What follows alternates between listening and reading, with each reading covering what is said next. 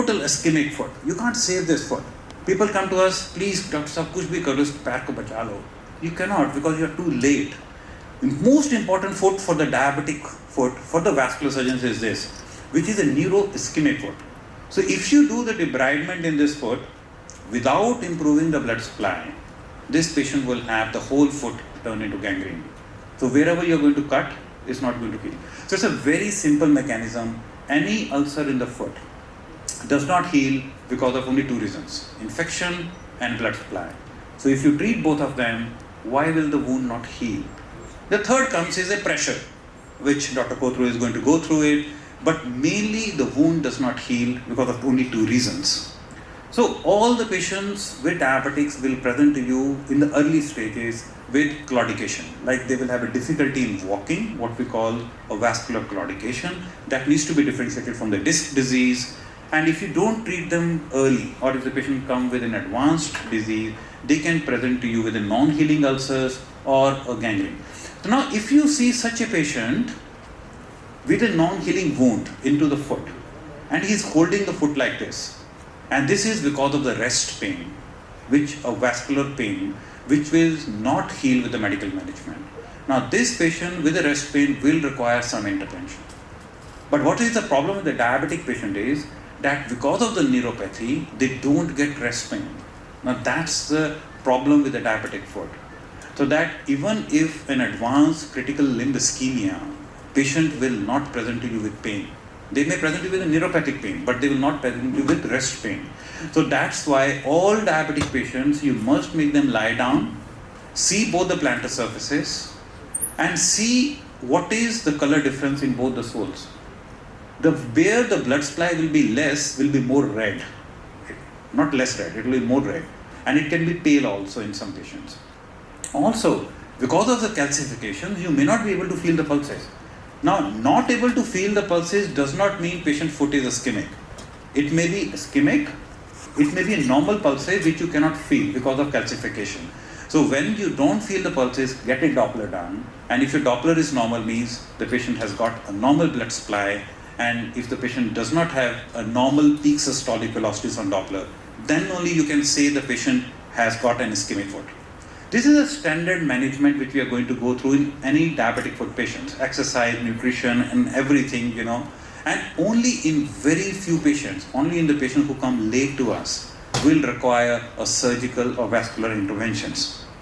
In terms of investigations, we do an ankle brachial pressure index, which sometimes is false. And in India, it may not be, we don't do it routinely because for us, the Doppler is at the same cost as ABPI. So why will I not do a better investigation Doppler instead of an ABPI? ABPI is useful in the Western world because where the Doppler waiting list is 3 to 6 months. In India, we can get a Doppler in 1 hour. So we are very lucky, which people who don't know, the patients don't know, that they are living in the best healthcare system in the world if you want to have an investigations. So we do a Doppler scan, which has to be an arterial scan, not venous. So in diabetes, we don't get veins blocked, we get arteries blocked. I'm telling you all these points because we get people with diabetic foot getting a venous scan and they come to an OPD, our scan is normal. But the scan is done of the veins, not of the arteries. And angiogram. So angiograms are done not for diagnosis, please. Angiograms are done when you want to treat the patient. So when you have decided clinically that patient got an ulcer, you don't feel a pulses, on Doppler there is no blood supply, and now you want to treat, then only order an angiogram. Angiogram costs money, radiation, and contrast to the patient. So don't do an angiogram just for diagnosis. There are 3 different types of angiography we do. DSA is we puncture and put in a contrast. Now most of the people in diabetic patients, they very rarely do this. Most of the people can get away with CT angiograms and MR angiograms. And CT angiograms is like this, you put in a contrast, radiation, but very easily available and very easily interpretable. MR angiograms are not done routinely in centers, so they are not available everywhere, but it's better because you don't put in a contrast, you don't put in radiation, and now we have got non-contrast MRs. So even if the creatinine is 2.3, you don't have to worry. You can do a non-contrast MR angiogram. So now in diabetic foot, as a routine in our center from 3 years, we do non-contrast MR in all patients. Why to put in a contrast in any patient at all in diabetics? So I think that should be the standard of care for an angiography. So wherever you guys are working, try to speak to the radiologist. We spoke to them and we got it developed. So let's take 3 or 4 examples. This guy had critical limb ischemia left leg, total occlusion of the left iliac, and patient had an MI recently, and we did an MR angiogram, raised creatinine, very sick patient for bypass from here to here. And the alternative what we can do nowadays is we can treat them with a hybrid operations. You can do the whole procedure under local anesthesia. We open the groins here, we put in the stent on the right iliac here, and we did a bypass from here to here. Now, we did not require any anesthesia. We did not stop the clopidogrel because the patient just had a recent myocardial infarction, and the operation could be done within 1.5 hours, and patient could be relieved of the critical limb which the patient had it on the other leg. Another example is patient had critical limb ischemia, gangrene, popliteal artery occlusion here, and this is a standard angiogram, popliteal artery occlusion, anterior tibial artery, peroneal, posterior tibial arteries, and you can get a very good results without putting any stents. So normally in the popliteal area, you can get away with stents, but in some patients you may have to put in stents here. But you can get a very good results with plain balloon angioplasty. Now this is a standard of care in diabetic foot all over the world now. Another example with critical limb ischemia, non-healing ulcer on the heel, MR angiogram, popliteal occlusion, anterior tibial artery. Now normally if you see an angiogram and if you are not a trained vascular surgeon, you may just say there is no distal flow. This cannot be done. You just discard the patient for an amputation. Please don't do that. Most of these arteries, most of us vascular surgeons can open these arteries up, and you can actually do the bypass into an anterior tibial also, and can actually get away with without an amputation. So we just did a bypass in this. This was a very old patient. Nowadays we do endo, and all these wounds, as soon as we give the blood supply, they just start healing up. So it's not the ointments or the dressings on the wounds which are important. It's the infection and the blood supply which is the most important thing. Another very good example from Bathinda is an IS officer, spreading of the infection long time back, and he had a very bad disease on an angiogram. Actually, this is a foot angiogram, ankle here, anterior tibial block here, posterior tibial artery blocked, and we opened up both the arteries here, and you can see once you open up the arteries, then do the debridement. So please, any diabetic foot you see must assess for blood supply before, and then don't do the debridement if the blood supply is less. First do the revascularization and then do the debridements. So that's a very important thing to take away message. Another very good example, look into this foot and look into this angiogram. This was a virgin foot. So when we do an angiogram, you see there are no blood vessels into the foot. And it is normally used to be that this patient will end up with an amputation here. But of course, you open up the posterior tibial, you open up the anterior tibial and the spline into this, and you can get away by saving this foot also, and you can save these patients. Another very good example here, very long block here. So angioplasties are not very useful here, and we did a vein bypass from here to here, and you can get away by doing the long vein bypasses. So my colleague is going to get to that topic here. Another patient with an osteomyelitis. So even if there is a bone infection, that does not mean that you need to amputate. Now more than 70% of the osteomyelitic foot we can save nowadays, and we did a revascularization, loop therapies in this. We published this patient into a case report, and we could save this foot.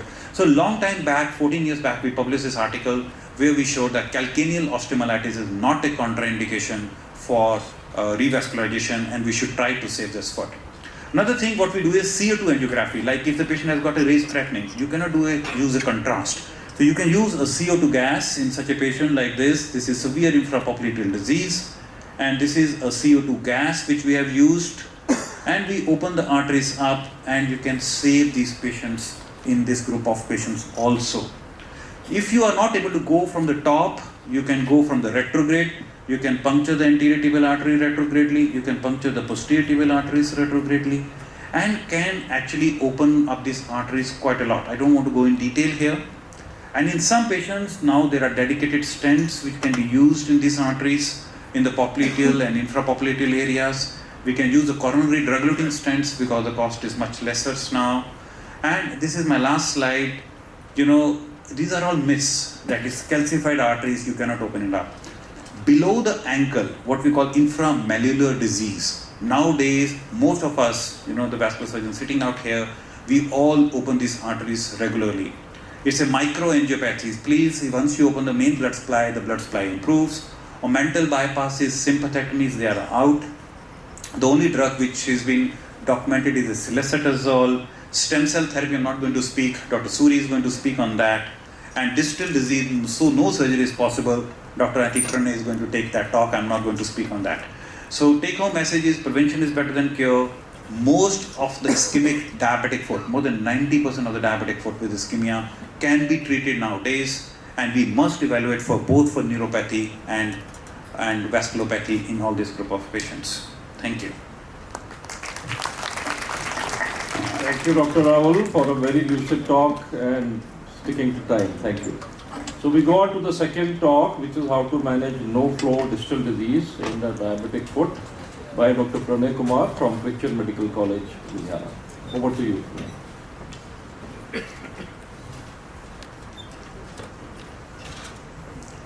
Hello everybody, so good morning. At the outset, I'd like to thank the organizers. I'd like to thank Dr. Ravul sir for taking this excellent initiative and actually educating people.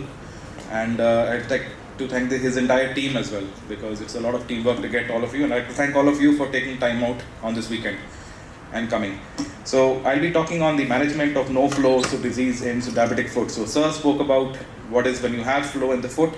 I'll be talking about when you don't have any flow in the foot. So I'm from CMC, so hello from my institution.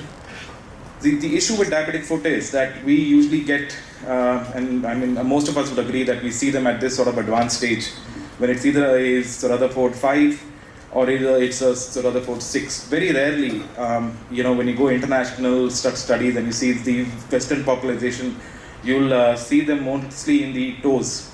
But here we see most of the, you know, they come to us when probably the forefoot is, you know, there is involved. So that is a huge issue for us, because the burden of the illness is that much so larger. We've all gone through this slide. There's 16% prevalence of diabetes in India. 1 in 4 are aware of the disease. 1 in 5 is taking any treatment at all, and only 7% of diabetics have their treatment under control. The lifetime risk for diabetics is around 1 in 3. 50% will get infected, 20% will lead to an amputation, and the 5-year mortality of these patients who undergo an amputation is almost 70%. So that is massive. When you come to this slide, this is done. This is by the Ministry of Family Health Welfare, and they basically tell you that 1 in 3 households has got a member with diabetes. So just goes to tell you that the burden of disease in India in the next few years is going to be absolutely great. Now, when you come to CLI or critical limb ischemia, it's 1 to 11% of the disease burden, and these are the feet which are really bad. The vasculopathy in these diseases is very severe, with a high rate of limb loss. And unfortunately, 1/5 of these are no option CLIs. Basically, they do not have a adequate inflow, don't have adequate veins, don't have adequate outflow, or you can't really offer them anything endovascularly. These people have a very poor amputation-free survival of 1/4 at 6 months. So a very high amputation rate in these patients. Now coming to this mortality rate of why this disease is so important, you can see compared to breast cancer, lung cancer, all cancers, the mortality rate of CLTI, the purple bar, is almost 15% at 5 years. So that is very, very big. So that is a huge health issue which India will be facing in the next few years. So Dr. Ravul spoke about the virgin foot. So this is another thing you can call it, you know, there's just sand all around, no water, no trees, can't really see anything. Also known as a no option foot. So what is it? Occlusion of all the main arteries, the named arteries of the foot, the ATA, PTA, the peroneal artery. You don't get anything going down after the ankle. You only have minimal flow by collaterals. You've got a patent pedal artery target, but no endovascular option, no veins, extensive loss of tissue, and this is very high amputation rates, almost 75% at 6 months. So this is what it basically looks like in the calf. You get a normal popliteal artery, the ATA is slightly stenosed, the PTA is occluded. When you come down the calf, you can see that the ATA is occluded, the peroneal is occluded. And when you come to the foot, you barely see any blood flow there. So this is the angiographic thing of a no option foot. Here's another one, it's a magnified image. You can really see there's not a lot happening in the foot. Now these patients, your options in this are very less, and I'll just go through a few of them. Very important to come through the normal anterior pedal circulation. So in your foot, you have blood flow going on the anterior part and the posterior part.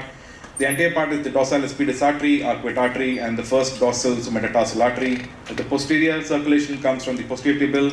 You have the common plantar, medial calcaneal, medial plantar, lateral plantar, and the plantar arch. Both these two arteries join and they form a superior-plantar arch, which is very important for the salvage of this foot. Pedal interventions. So Dr. Ravul, I think he spoke about them very briefly. We'll go throughout them. You need very high quality digital subtraction imaging. So you need a very good lab with high magnification, good imaging. You need very experienced operators. You'd have to do a lot of straightforward angioplasties to actually, come into doing these interventions, because these success rates per se are not great. You need a lot of views, you need a lot of angles, optimal contrast dose, liberal use of vasodilators, and your access sites need to be planned. The planning of these operations is great. If you've got a ATA, PT, and a DPA, excellent. But sometimes you do need to get to the lateral plantar, common plantar, and the first metatarsal artery. So therefore, that first slide was important to know where your normal arteries are. Excellent hardware, new hardware, can't use any old hardwares. Use very low profile wires, support catheters, low profile balloons, both retrograde and antegrade access. We need two to three operators operating these patients at the same time, and pedal access and snaring. So as shown over there, we've got a posterior tibial artery access, anterior tibial artery access, and with proper teamwork and proper hardware, proper imaging, you can go from the image on the left to the image on the right. And again, you can go from the image on the left, go across the entire arch and get good flow. What happens when you can't get all this? Then there is something known as deep venous arterialization. Very old concept was introduced in about 1918, but a lot of people didn't like it. Has come into vogue now because of the endovascular use. Basically what it does, you get arterial blood flow into the vein bed. So that's basically, if it's just to understand. It increases neovascularization, it forms a AV fistula, increases tissue oxygenation, recruitment of the capillary bed, angiogenesis and stimulation. Healing starts at 6 to 8 weeks. So the first 6 to 8 weeks of the foot, you have to really work hard on these patients. And only after that they do well, that's the time the AV fistula forms. Can be done in open, hybrid, or the endovascular way. So was the surgical deep venous arterialization, the open one. So the exposure of the proximal inflow, which can be the CFA, SFA, or the popliteal. So distal outflow is usually the PTA artery. You expose both the PTA artery and the PTA vein because they lie sort of next to each other, and you open both the artery vein, anastomose the common wall, both of them, and then take the distal anastomosis on the common wall. Before doing that, you have to lyse the valves inferiorly in the foot so that blood flow goes down. So this is basically it. You can see that that's the anastomosis of the PTA and the PTV. This is your graph which comes up. You've hopefully lysed all the valves inferiorly so that blood doesn't go into the artery, it goes in the vein and goes inferiorly in the foot. Then you get a good anastomosis there. 6 to 8 weeks at the time, you need to tell your patients, educate them that your foot will get a lot worse before it improves. So it's very important to tell that. The patient will be screaming in pain at the first operative day to the first week. They will be absolutely screaming in pain. To augment all that, they've got the percutaneous DVA, the lymph flow system has been in the market for the last 5 years in Europe. It's undergoing studies in the US, and hopefully after that we should see it in India. Basically the same thing, you get antegrade arterial access in the CFA, access the lateral plantar vein or any deep vein. You try to cross the artery to the vein endovascularly, valvulotomy of the distal veins, and extension stent grafts all over. These are the things which are used. You have straight stent grafts, conical stent grafts, and you have valvulotomes. So this is the lateral vein access. You come to the foot, access the lateral vein. This goes to the posterior tibial vein. From top, you've got the arterial access which comes from the CFA or the SFA. You come down from the vein. You make your mark where you're going to go across each other. You pass a stillet from the artery to the vein, snare it, do an angioplasty, open the size, then pop 2 or 3 stents down into the vein and 1 stent across the artery. And the advantage of this is when you use the valvulotomes very small, you can go all the way down to the veins in the foot. So this gives excellent results, and hopefully in the next 3 to 4 years we should see this in India. This will be a big game changer, especially when you have no option CLI. So you start off from the image on your left and you end up with the image on your right, and this takes about 6 to 8 weeks to form. That is when your proper ABC fistula is formed. You get good vascularity to the leg, and these patients really do well. Wound healing, as I said, it gets a lot worse and it improves slowly after that. So this is about 8 weeks of amputations and wound healing, so that takes time. This was the lymph flow study which was done, and I think this is at par with whatever tibial interventions we are offering.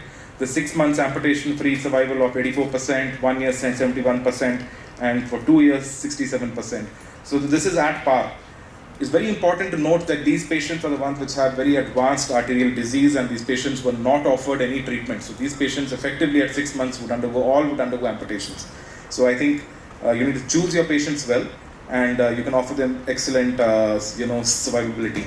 Post-op care, as I said, will have severe pain because you've suddenly got a lot of blood into an ischemic foot, engorgement, edema, compressive dressings need to be applied. Very important to wait and do not amputate these patients for 6 to 8 weeks. So that is very important. You need good wound managers whose specific job is to save the foot. Arterialization takes time, and long-term anticoagulation. Not going to talk a lot about this. Historical, a lot of people still do it now. So you have lumbar sympathectomy, open laparoscopic percutaneous. Basically, you destroy the sympathetic ganglion. This decreases peripheral resistance, opens AV collaterals, reduces the pain. Rest pain is resolved in 60 to 70%, long-term results in 50%. But now, due to the advent of a lot of endovascular stuff, a lot of open operations, a lot of hardware, these operations are less and less done. Prostanoids are used. We also use them, and they are quite helpful. They are basically prostaglandin analogs, prostaglandin E1, prostacyclin, iloprost. They cause arteriolar and venodilatation. They inhibit platelet aggregation, leukocyte activation, reduce smooth muscle coagulation, and use in infusions at 3 to 5 days. And these patients, when you can't offer them anything, I think this is what usually works. Well, HBOT is highly controversial. There are not enough studies about it yet. There are a lot of small RCTs, small studies, no large-scale RCTs which tell whether it's yes or no. So the jury is still out on that. It improves wound hypoxia, downregulates inflammatory cytokines, reduces wound edema, angiogenesis, and improves leukocyte functioning. It is expensive, very few centers have it, and there are no large RCTs. And at the end, I'd like to thank the organizers for inviting me. CMC has also opened up a diabetic foot lab here. All the people who worked in CMC, Dr. Hanish and Dr. H.S. Bedi, will be happy to know about that. And yeah, that's my references. Thank you. Thank you, Dr. Pawar, for having introduced us to the very, very exciting new modalities for no option foot. So we come on to the last, that is open surgical procedures for diabetic foot. I invite Dr. Hanish Kataria. Over to you, Hanish. Yeah.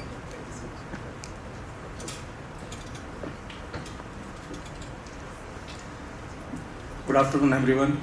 First of all, I would like to thank Dr. Ravul Jindal for organizing this CME at my own institute, where I have spent already 15 years. And definitely open surgical procedures in diabetic foot, these procedures are rarely done now because of the advent of endovascular interventions and because of the ease of availability of C-arms, cath labs, and hardware. So, but still, I would like to go into the literature and what is the present scenario of the open surgical procedures in regard to the vascular aspect. So as we all know, the global incidence of diabetes mellitus has increased, and it is going to increase in another 25 years. It is going to be from 537 million to 783 million, and nearly 46% increase. And we know diabetes mellitus leads to various micro and macrovascular complications, and we deal mainly with the diabetic foot ulcers, neuropathic and neuroischemic ulcers, and pathophysiology, as already has been discussed, that because of the dyslipidemia, insulin resistant, and hyperglycemia lead to formation of the foam cells and reactive oxygen species, and causes the atherosclerosis and leads to micro and macro angiopathy. Evaluation has already been told by Dr. Ravul that it leads to intermittent claudication in about 10% of the patients because of the underlying neuropathic component, and can have rest pain, which is indicative of critical limb ischemia, and about 50% of the patient may be asymptomatic. And examination may present, we can see the chronic signs of ischemia like rubor, elevated pallor, shiny and hairless skin, and there will be either the feeble pulses or disappearance of the peripheral pulses.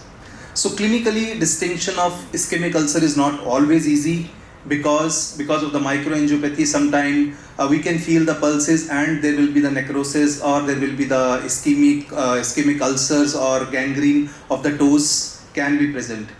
So next is the ABPI, definitely in diabetic patient because of the underlying calcification, incompressible vessels. So ABPI may not be suggestive of the underlying disease. Then we can measure the toe pressure or the toe brachial index, which are more useful than the ankle brachial index. And definitely the duplex ultrasound arterial duplex is the first line imaging method to detect the site and extent of severity of vascular lesion in diabetic patient, and then comes the role of the CT and MR angiography. So this is the one of the article which was published by us in 2017, that pattern of vascular insufficiency on ultrasound, clinical Doppler and CT angiography, and we showed that basically the infrapopliteal involvement is common, and more are the posterior tibial artery occlusion and calcification in the peroneal arteries are common, that leads to the increased rate of the minor amputations. Then another article which is published in European Journal of Vascular and Endovascular Surgery in 2007, that also showed more of the infrapopliteal disease involvement, and they gave a morphological classification based on that, and they had also same finding that more of the posterior tibial artery occlusion, and along with that there were femoral artery stenosis were there in these patients. So coming to the global vascular guidelines on the management of chronic limb threatening ischemia, which include the diabetic foot ulcers also. So for the they include the rest pain patients with the confirmatory hemodynamic studies and diabetic foot ulcers and gangrene involving any portion of the lower limb or foot. The thing is, the first line investigation in all CLT patient is duplex ultrasound, and if we think that there is infrapopliteal disease involvement, then CT angiography is not that useful. The MR angiography definitely will tell us about the tibial and the foot vessels. Then revascularization in the diabetic foot can be accomplished by two approaches. One is the complete revascularization, that is there are the three vessels there, so one vessel is better than two or three vessels are better than one, or there is a wound related vascularization, that is the angiosome concept, that where there is when there is a ulcer, so we have to that according to the angiosome we have to treat that artery. So coming to the anatomy part, that Pranay has already discussed, that we have anterior tibial, posterior tibial and peroneal artery, then we have the foot vessels, and we have the superficial plantar arch and the deep plantar arch that is there. And coming to the angiosomes of the foot, there are the 6 angiosomes in the foot, 1 supplied by the anterior tibial artery, 3 by the posterior tibial artery, and the 2 by the peroneal artery. So according to the location of the wound, we can go according to the angiosome based revascularization, but the limitation is that when the wound is present, when that artery is occluded, whereas we cannot go to the no flow system is there in that segment, then we have to treat the other vessels. So the concept of angiosomes, there is a lot of debate whether we should go for the angiosome based on the angiosome concept, or we should treat the we should do the indirect revascularization. So coming to the procedures which are available for open surgical procedure, one is the distal bypass, which are routinely done. We do fem distal bypass, we do popliteal distal bypass to the anterior tibial, posterior tibial or the peroneal artery, but we have to, because these bypasses offers pulsatile blood flow to the foot, and that is that helps in the healing leg, and they treated around 224 patients with angioplasty and 228 patients with a bypass, and ultimately they found that there was no significant difference in the amputation-free survival or overall survival.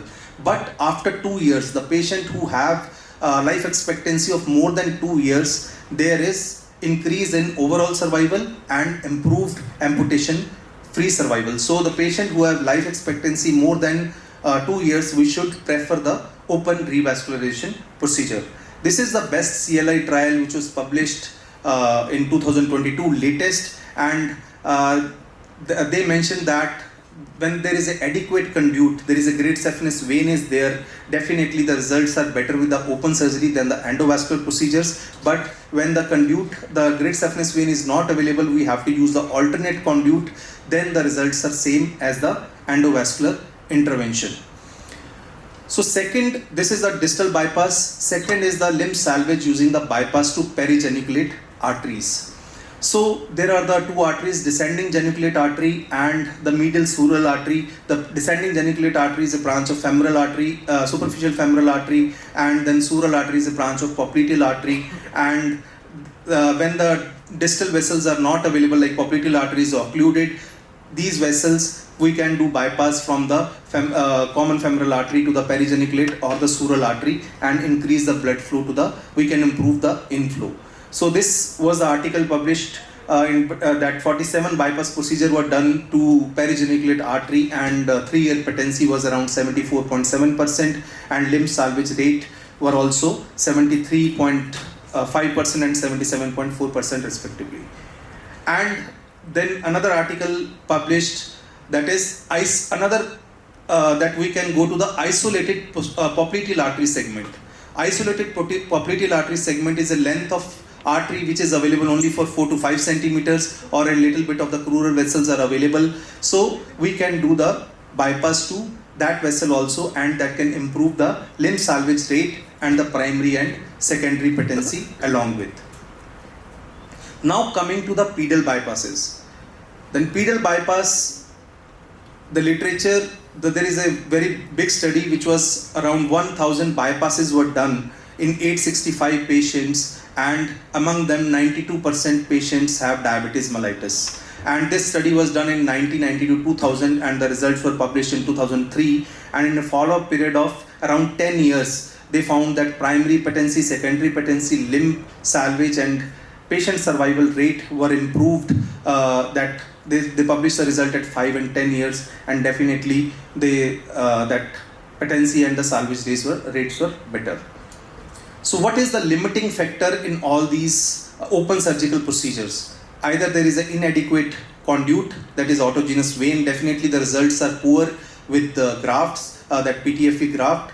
So then growing number of patients with a poor distal arterial targets. And then there is a significant incidence of the wound healing issue in the perimalleolar region because of the underlying infection. So if we do the bypass, there is a chances of wound infection, and bypass to the medial or lateral frontal artery or the tarsal arteries, they have high rate of early graft occlusion. Like this, the bypass is done to the medial plantar artery, but the rates of occlusion are high than done to the dorsalis pedis artery. The fourth is use of arteriovenous fistula as an adjunct to the peripheral arterial bypass. So a systematic review and analysis was published, and distal AVF may improve the blood flow, but overall advantage is not proven if we do AV fistula along with the bypass. Then venous arterialization, already Dr. Pranay has discussed. There is either open way of the venous arterialization or endovascular way. Open, we can do the superficial vein arterialization, we can anastomose great saphenous vein to the popliteal vein or the posterior tibial vein, or we can do bypass, and along with we can do bypass along with the arterialization, and then we can have deep vein arterialization, that is the posterior tibial artery and the posterior tibial vein. But definitely we have to do the valve lysis, because to improve the blood flow to the distal vessels.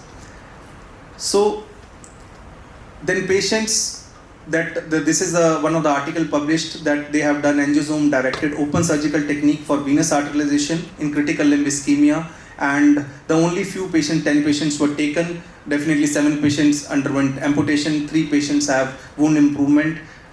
Still, we have to prove the role of venous arterialization, long-term results of the venous arterialization in these patients.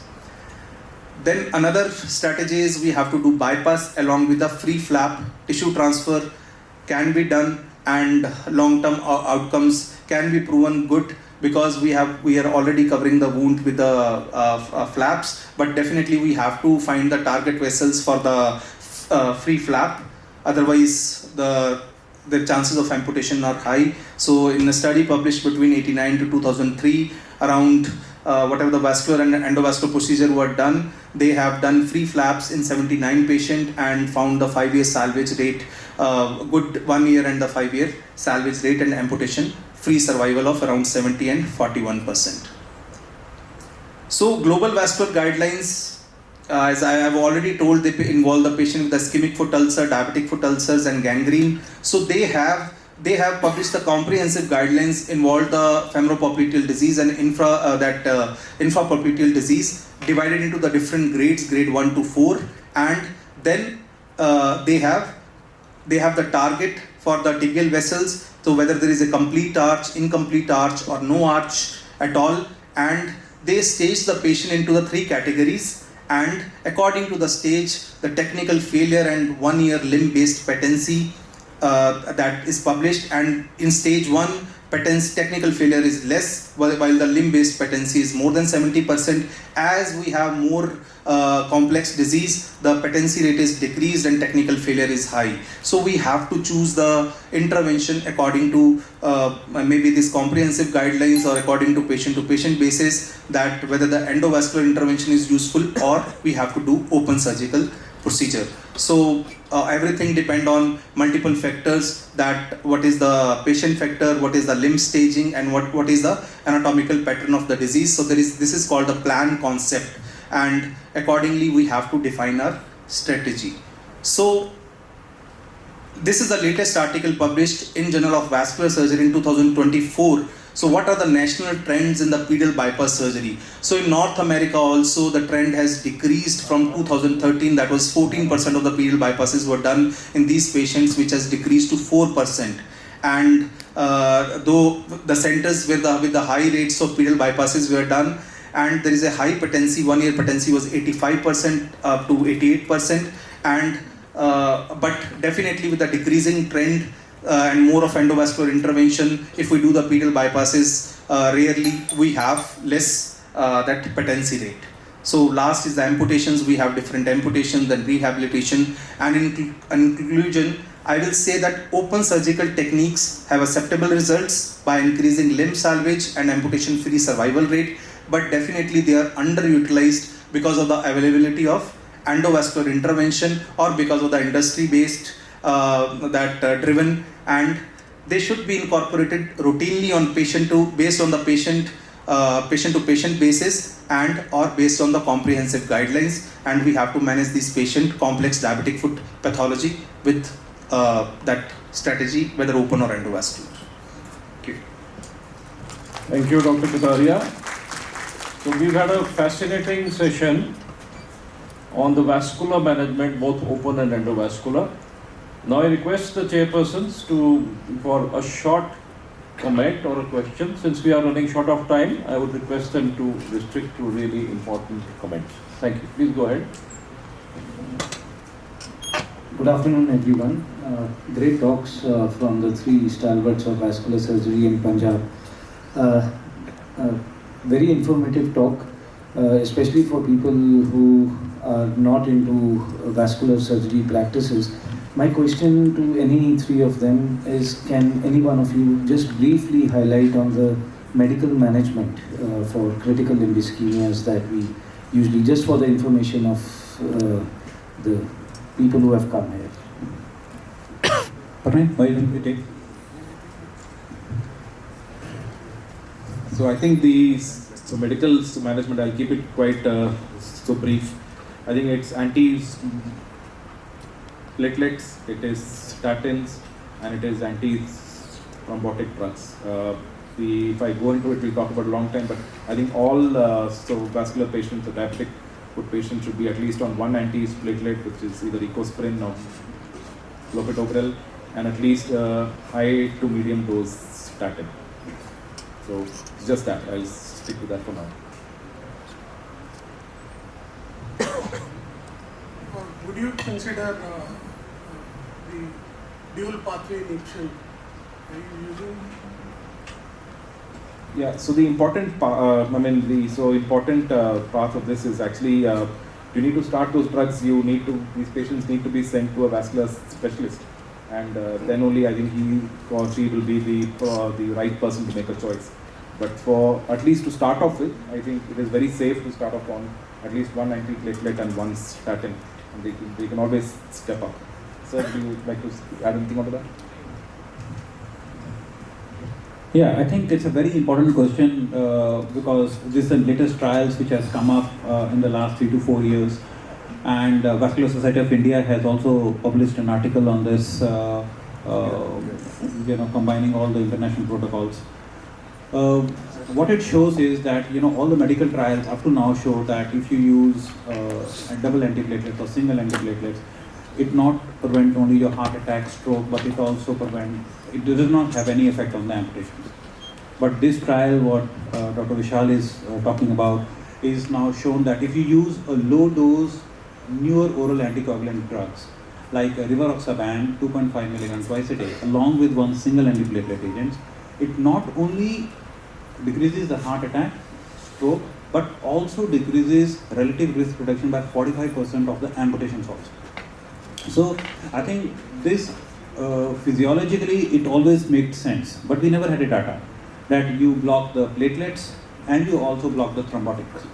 It always makes sense, but we never had a data to support this, and I think it's a very standard protocol now that if you have more than one disease, like if you have a peripheral vascular disease along with the diabetes or blood pressure or stroke, previous stroke, then you should use the dual pathway inhibition if there is no contraindication. I just want to focus on another point. Wonderful talks by all the speakers. And regarding the vascular, part of the diabetic foot. So it is, as already we've discussed, it is one of the most important part in the treatment of the diabetic foot. And I would like to focus just another subset of patients we've been seeing over time. Those who are already chronic smokers, old age, they develop diabetes over a short time. That is why it is always recommended in all the guidelines and many papers also that vascular examination should be done as a first go in all the first visit of a patient even for a diabetic checkup and all, to see for vascular things, and proper imaging of the crural, like the pedal arteries, as well as the proximal arteries also in a single go, so that inline flow can be maintained and the best of the results can be provided to the patients. I think that is a given that any patient with diabetes, we should presume or assume that he has some onset of either cardiac or peripheral vascular disease. So your point is very well taken. First shot, do examine the pulses. And Anish, like we all are working in the private sector sort of, and we are missing Ajay, but he has to go for some function. Ajay is working in PGI, and Anish is working in medical college here, and you are catering a huge number of patients of vascular disease in a terms. And do we have any data from the institutes, if you have done any studies? Because you guys have a lot of residents to do the work. We are poor people, we actually do all our work ourselves, and even putting up the files together.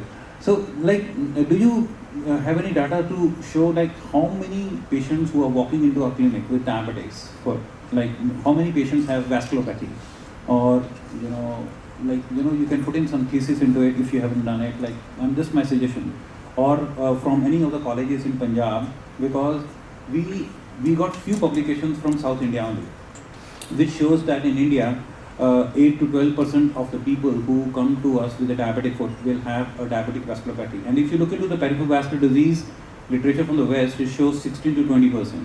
So, but we don't have any data. But Pranay may have some answer to that. Hanish, Pranay is answering first. Yeah, sorry. Actually, about 3-4 years ago in CMC, we had done a study on that. So in these urban walk-ins, so the patients from this city itself, there was 8 out of 100, 80% rate of patients with diabetic foot ulcers, and in these rural it was around 11%. So that was it is more in rural population, and I think this is a good topic in which all institutes or all hospitals we should form a existing registry and really start entering the data so that it's helpful.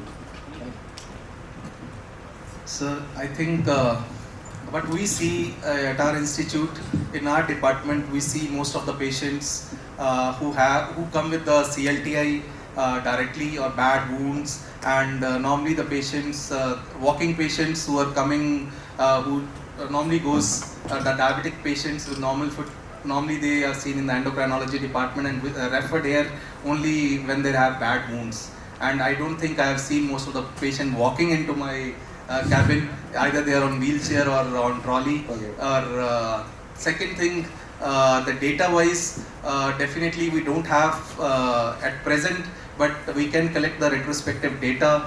But definitely you have a better team than me. No, of course not. But Ajay has better team than yes, me. that's a better word. Okay, now I think that's a very good thing. I am just thinking we should all collaborate together. Yes. Smaller center, bigger centers, everybody, and we develop a common, very simple digital software where we don't have to put in like 5 pages, and we have it on mobile. And when we see the patients in our clinic, any diabetic foot patient who is walking to our clinic, and at least we have 1,000 patients collection data, which I think all of us together we can finish it in 1 month, and that study. And at least we have some data, how many vascular patients, how many people have vasculopathy, documented vasculopathy on a Doppler scan. Definitely, sir. Uh-huh. In CMC Vellore, we were about to for a software we were thinking about that, where we can enter the data at the same time when patient is seen in the OPD, and maybe it's in the pipeline there, but definitely we can, if possible. So let's put in all together brains together later on, and put in one single software, and where all the at least the vascular surgeons who are there, if the other people will be joining us together, like Bharat is here, and he's from Punjab, and so we can at least put in the data together. We will have at least some data to show how many people gets affected with vascular disease. Great. So thank you. We've had a very enlightening session, and just goes to show that no disease, all the speakers have shown that no disease is totally a gone case. So please do not immediately refer what looks like a possible case for amputation. Do take the opinion of a vascular surgeon. So thank you, all of you.